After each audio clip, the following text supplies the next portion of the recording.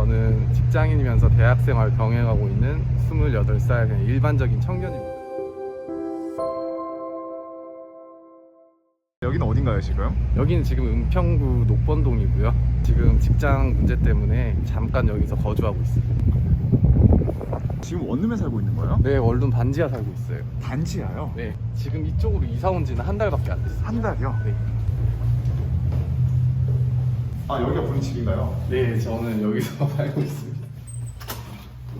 혹시 반지하에 살아본 적 있으세요? 저는 이때까지 반지하만 살고 다가구에서만 살았습니다. 반지하에서만 살았어요? 거의 반지하에만 살았던 것 같습니다. 반지하에 사는 거에 대한 거부감이 없으세요?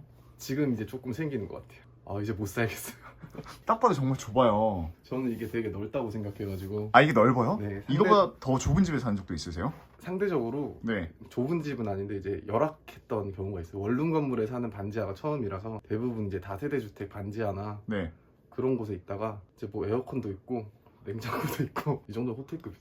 반지하에 내가 살고 있는 걸 이렇게 공개하는 게 솔직히 쉬운 건 아니에요. 왜 제 채널에 이렇게 출연을 하게 되시게 된 이유가 뭐 있으세요? 그 부동산 유튜버들이나 이제 그 자기들이 막 집을 어떻게 사는지에 대해서 막 소개하는 채널이 있는데, 일반 직장인들은 200에서 300만 원 버는데 뭐 사는 집들은 뭐 서울시 막 10억, 중위 가격이 12억이고 이런 거를 막 보여진 채널이 많다 보니까 정말 현실적으로 20대가 어떻게 해야 집을 살 수 있는지에 대해서 한번 알려드리고 싶어가지고 출연 요청을 하게 됐습니다. 본인이 지금 집이 정확히 있으신 거예요? 네, 저는 있습니다. 어디에 있어요? 저는 일산 동구 네. 풍동에 주공 아파트를 매매했습니다. 언제 매매하신 거예요? 올해 초 1월 달에 매매했습니다. 등기권리증이네요? 네. 야, 이 등기권리증을 얻었을 때 그 기분은 어땠어요? 아, 그 말로 표현을 못 하겠어요. 아, 진짜요? 네, 뭐 집문서라고 했었을 때 네. 한 번도 집문서를 본 적이 없으니까 그렇죠. 제일 처음에 등기도 제가 그 법무사 비용이 아까워서 네. 제가 직접 해가지고 정말요? 네, 종이 쪼가리 3장 주더라고요. 그럼 샀던 집이 몇 평형이에요? 25평이요. 얼마에 샀어요? 3억 5천에서. 3억 5천. 네. 본인은 이 집을 사기 위해서 얼마를 모았던 거예요? 저는 제일 처음에 5천만 원 정도를 모았고요. 5천만 원? 네. 지금 나이가 몇 살이랬죠? 지금 28살이에요. 몇 살부터 취업을 해서 돈을 모았던 거예요? 24살부터 알바 같은 거 하다가 제대로 된 회사에는 25살에 이제 입사를 하게 됐고, 이제 급식소에서 네. 조리사로 일하고 있습니다. 그럼 지금 실례지만 연봉이 얼마예요? 지금 연봉 3천 언저리가 됩니다. 그럼 한 달에 얼마 실수령액을 받아요? 230만 원? 230만 원? 네. 저축은 얼마씩 했어요? 저축은 꾸준히 110만 원씩 했던 것 같아요. 25살 때부터? 뭐 한 4년, 5년 정도 돈을 모았던 것 같아요. 한 달에 그럼 얼마 받았어요? 처음 시작했을 때는 네. 180만 원 받고 네. 실수령액이 164만 원? 그 정도에서 월세도 내고 뭐 푼비, 식비 뭐 이런 게 다 나갔어야 되잖아요. 네. 돈이 부족하잖아요. 그렇죠. 110만 원씩 저축을 못 해요. 네. 근데 저는 알바를 했어요. 어떤 알바를 했어요? 카페에서 야간 알바는 좀 1.5배 시급을 쳐줘가지고 네. 월요일에서 금요일까지 이제 주된 업무를 하고 퇴근하고 이제 10시부터 3시까지 야간 알바를 하고, 그렇게 해서 거의 한 달에 알바로만 80만 원에서 90만 원 정도를 더 벌었어요. 그럼 실수령액 총 얼마였어요 한 달에? 그때 당시에 2년 동안은 한 250에서 80 사이? 그 많이 정도로, 받으셨네요. 네, 몸을 갈아 넣어서 500에 35 네. 반지하에서 그렇게 지냈습니다. 집이 어디예요? 본가가? 안동에서 네. 이제 20년 동안 살다가 올라왔습니다. 서울. 어떻게 하다 서울로 올라오게 되신 거예요? 그냥 무작정 서울로 올라오게 된 것 같아요. 아무 이유 없이. 아무 이유 없이? 네, 이제 20살이 됐고 네. 대학을 그때 당시에 안 갔어가지고 네. 가정에서 더 살 그럴 필요성을 못 느껴서 네. 그냥 무작정 올라왔던 것 같습니다. 두렵지 않았어요? 그냥 뭐 할 수 있을 것 같았습니다. 그럼 서울에 처음 올라가자마자 어디에서 지내셨어요? 20살 때 처음에는 노량진 고시원에 갔어요. 그게 얼마였어요? 창문 달린 게 40만 원, 보증금 없이. 그 40만 원 어떻게 낸 거예요? 그 40만 원은 좀 다행스럽게도 이제 고등학교 선생님 아는 제자분이 노량진에서 가게 같은 걸 하고 있어서 40만 원 빌려주시고 거기서 일하면서 한 150만 원 받고 40만 원 갚고 또 40만 원 내고 좀 그렇게 시작했던 것 같습니다. 진짜 맨바닥에서부터 스스로 올라오셨던 거네요. 그쵸. 서울 왔을 때 지갑이 2만 원밖에 없었어요. 2만 원이요? 네.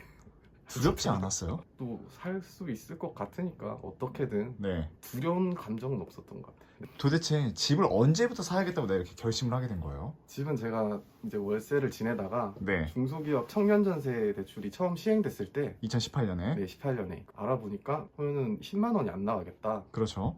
그래서 저는 9,500짜리 전세를 구했고, 그렇게 하다 보니까 이렇게 뭐 평생 살 수도 있겠구나 이런 생각을 하다가 학교에서 아는 동생이 집을 사더라고요. 아는 동생이 집을 사요? 네, 동기인 동생이 저보다 한 살이 어렸고 집을 사더라고요. 어디예요? 그 친구는 석계역 근처에 빌라를 샀. 빌라를요? 네. 왜 샀대요? 걔는 삼성을 다녀가지고 네. 좀 안에서 그런 부동산이나 이런 얘기를 많이 듣나 봐요. 네. 집을 사는 걸 보고 저도 이제 알아봤죠. 집을 2억 2,300에 막 샀다는데 어떻게 살 수 있을까 하면서 저도 그거를 공부해 보니까 나도 살 수 있겠는데? 그게 몇 살이었어요? 그때 27살 초반이었습니다. 그때 가지고 있던 현금이 얼마였어요? 그때는 한 4천만 원 가지고. 4천만 원? 네. 4천만 원이면 큰 돈은 아니거든요, 집 살 때. 네, 큰 돈은 아닙니다. 지금도 마찬가지예요. 네네. 그래서 솔직히 3천만 원, 4천만 원 있어서 내가 뭘 할 수 있겠어 라고 생각하고 자포자기하는 분들이 많거든요. 근데 찾다 보니까 집이 보이던가요? 네, 그때는 막 이렇게까지 올랐을 때가 아니어가지고 네. 살 수 있다는 금액이 맥시멈이 2억 5천에서 3억 사이였어요. 어떻게 해요? 가지고 있는 돈이 4천밖에 안 되는데? 신용대출을 조금 받고 네.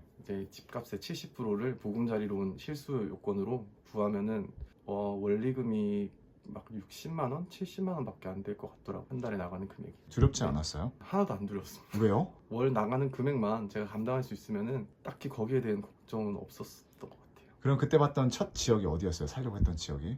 하계 청솔 아파트를. 하계 면적이 노원 말씀하시는 거예요? 네, 그때 거기 방 2개짜리가 한 2억 8천? 근데 왜 안 샀어요? 그때는 제가 살려고 했는데 저는 그때는 무조건 잔금을 치르고 이렇게 새 끼고 산다는 거에 대해서 전혀 무지했어요. 아, 갭에 대해서? 네, 갭에 대해서 아무것도 몰랐고 네. 전세를 지금 살고 있으니까 좀 시기가 잘 맞아서 해야만 되는 줄 알았는데 이게 그때 당시에 그냥 매물로 해놓고 잔금 날짜만 어떻게 연말로 이렇게 밀었으면은 뭐 살 수 있었을 텐데 제가 그걸 몰랐죠.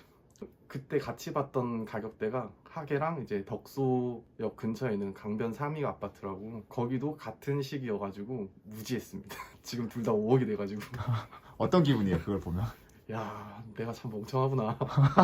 그 다음에 봤던 데가 어디예요? 이제 2억 5천짜리 이제 일산은 주변에서 가격이 안 오른다. 여기 아파트 사면은 일산은 절대 안 오른다. 이런 얘기들을 하더라고요. 맞아요. 그때 당시만 해도 일산 망했다는 네. 말이 엄청 많았어요. 일산은 뭐 분당에 비해서 1기 신도시에 비해서 너무 막 안 오른다. 오히려 떨어진다. 그래서 그래? 그럼 내가 사야지. 우리가 집을 사는 가장 큰 이유 중 하나가 주거 안정성도 있는데 네, 집값이 올라가기 바라는 것도 있잖아요. 떨어지길 누구나 원하진 않잖아요. 그쵸. 근데도 살 수가 있었어요? 저는 그냥 무작정 사고 싶었어요. 이제, 그냥 어떻게 해서든 하나를 갖고 싶었다. 네, 이제는 더 이상 이렇게는 못 살겠다. 아, 전전긍긍 돌아다니면서. 네, 막 반지하에서 누구 뭐 데려오지도 못하고.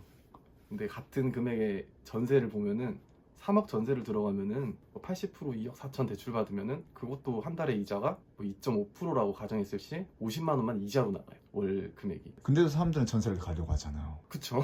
왜 그럴까요? 잘 모르겠어요. 제 기준으로 그 50만 원을 은행에 그냥 이렇게 받아주세요. 그런 의미로 바치는 돈이라고 생각하거든요. 근데 아싸리 대출을 받아서 보금자리론으로 저는 66만 원 상환을 해야 돼요, 한 달에. 네. 그다음에 신용대출도 4천을 받아서 이 금액도 한 60만 원 정도는 상환을 해야 돼요. 근데 제가 지금 월급으로는 그거를 좀 감당할 수 있고 어차피 110만 원씩 저축하다가 그 금액이 한 2, 30만 원 늘어나는 거에 대해서는 제가 전혀 조금 다른 데서 아끼면 되니까. 네.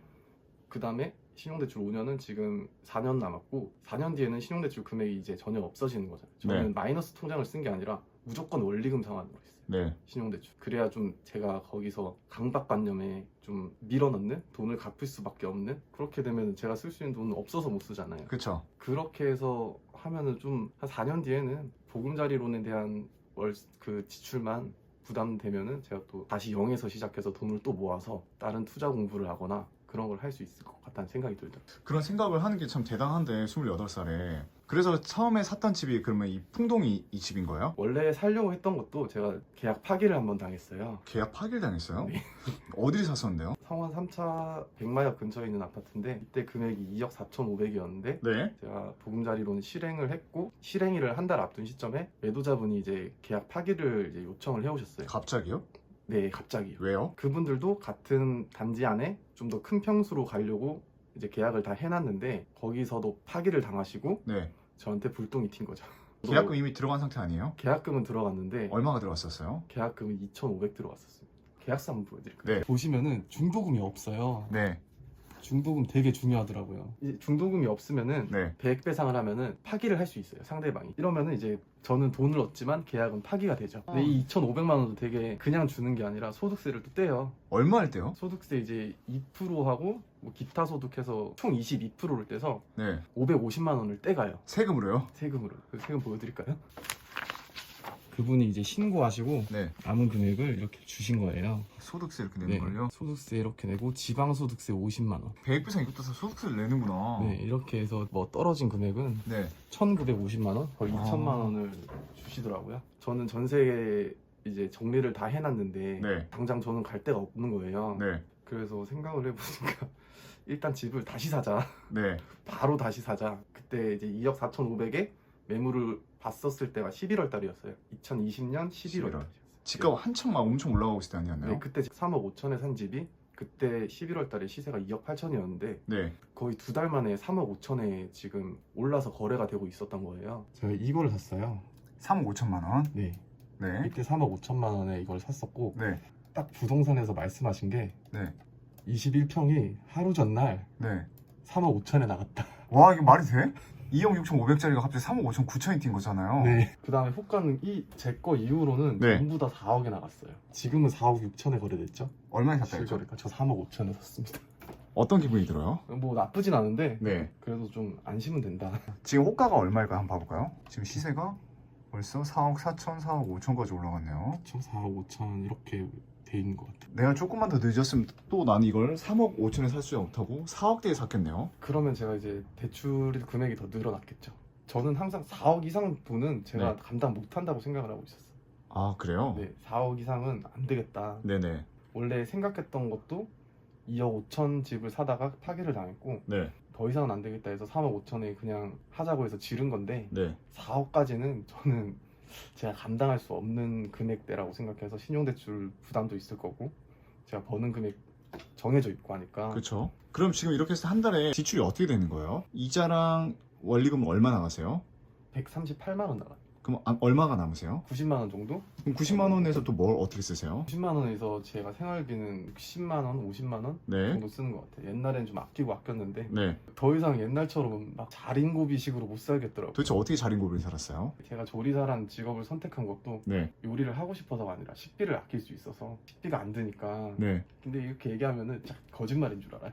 아, 정말요? 네. 연애 안 하셨어요? 연애는 4년 정도 했었습니다. 연애하면 돈 많이 나가잖아요. 그거는 이제 알바 투잡 뛰면서 네. 어떻게든 했었죠. 근데 헤어지고 나니까 돈은 확실히 많이 모이더라고요. 연애 다시 안 하고 싶으세요? 하고 싶은데 네. 갚아야 될 돈이 있어서 네.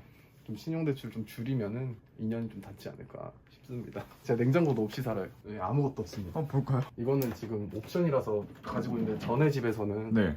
냉장고를 그냥 빼달라 그랬거든요. 저 냉장고 안 쓴 사람 처음 봤어요. 그쵸. 냉장고 없어요. 아, 이렇게 돈을 아꼈던 거예요? 네, 이 정도로 뭐 아꼈던 것 같아요. 그러면 집에서 아예 음식 자체를 안 해 먹었던 거예요? 그때 당시만 해도? 지금까지도 아무것도 안 먹습니다. 라면만 어쩌다가 끓여 먹고 집에서는 일단 잠만 자고 물 먹고 싶으면 어떡해요? 밖에서 사놓은 물만 먹죠. 물은 또 제가 시원한 물도 별로 안 좋아해서 아니, 누가 이런 걸 보면 야, 궁상 떤다라고 할 수 있는데 그거에 대해서는 어떻게 생각을 하세요? 주변에도 그런 사람 야 저렇게까지 살아야 되냐고. 네. 그러면은 난 이렇게 살아야지. 왜요? 전 돈이 없으니까요. 아, 진짜 근데 이게 쉬운 게 아니잖아요. 이게 사람들이 지금도 이거 방송 보시면서 결과만 보실 거예요.